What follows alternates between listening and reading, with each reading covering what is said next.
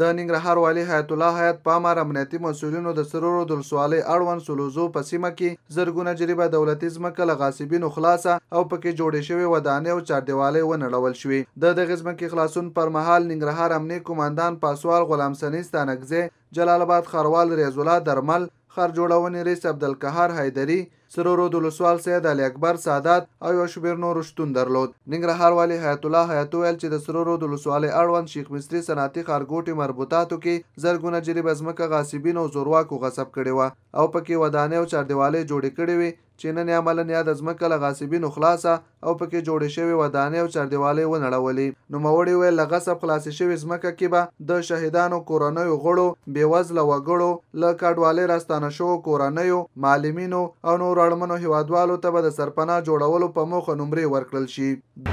نن منګه د شیخ مصري صنعتي ښارګوټي غربي برخې ته راغلي یو چې په دې کې په زرګونه جریبه ځمکه متاسفانه د غاصبینو لخوا نه غصب شوې ده او په بېرحمانه ډول پکې ودانۍ جوړیږي او همدارنګه چېرته سنګکارۍ کیږي او چېرته چاردیوالۍ. زه د خپل ټول ټیم سره د ښارسازۍ رئیس صاحب سره، د ښاروال صاحب سره، امنیه قومندان صاحب، د سرخرود ولسوال صاحب، د سرخرود د امنیه قومندان صاحب دې سره راغلي دلته ځینې ودانۍ چې د موږ نن وخت اجازه راکړله هغه مو دغه د درګرده له منځه ویوړلې، ورانې مو کړلې. موږ به د دې دپاره یو فني هیئت ټاکو تخنیکي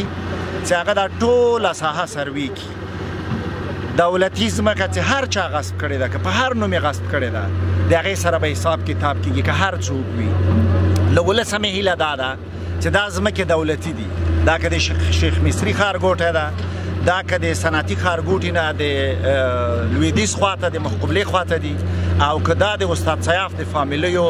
د شمال برخه او لویدیځه برخه ده، دا ټولې دولتي ځمکې دي. هر چا چې دا در باندې خرڅې کړي دي هغو د دولت ځمکه در باندې خرڅه کړې ده. موږ به د هغه سره هم حساب کوو او تاسې د دې ځمکې حق نه لرئ. د امنیه قومندان او نور امنیتي ارګانونو مسؤلینو ته امر وکړ چې په دې ولایت کې ټولې غصب شوې ځمکې له غاصبینو خلاصې او غاصبین د قانون منګولو ته وسپاري. ننګرهار والي دغه راز ولسونو ته ډاډ ورکړ چې یو هیئت به وټاکي تر څو په دې ولایت کې ټولې غصب شوې ځمکې معلومې او له غاصبینو خلاصې کړي. د ننګرهار ښار جوړونې رئیس انجینر عبدالقهار حیدري وویل چې ټول افغانان د استوګنې په موخه د یوې سرپناه جوړولو حق لري، خو له ولسونو یې غوښتل چې دولتي ځمکې له غاصبینو وانخلي او په قانوني ډول د سرپناه جوړولو په موخه هڅې ترسره کړي. موږ هم دې ته ژمن یو چې انشاءالله هر یو افغان د قانون مطابق چې هغوی د یو کور یو سرپناه باید ولري، د هماغه قانون مطابق دوی ته موږ پلانونه جوړ کړو او منظم کورونه ورته توزیع کړو. پیشنهاد زموږ هم همدغه ده چې د دې خاطره چې په آینده کې مشکلات د پلانونو د تطبیق مخه ونه نیول شي، دوی د غاصبینو څخه لرې شي او د غاصب نه د ځمکه خریداري نه کړي. ځکه په ډاګه باندې کله چې غاصب د ځمکه خرڅوي په یو شخص باندې، هغه ورته په سند کې لیکي چې زه د شخص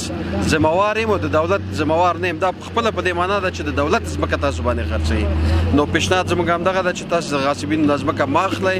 او کوشش وکړئ چې په قانوني ډول باندې خپل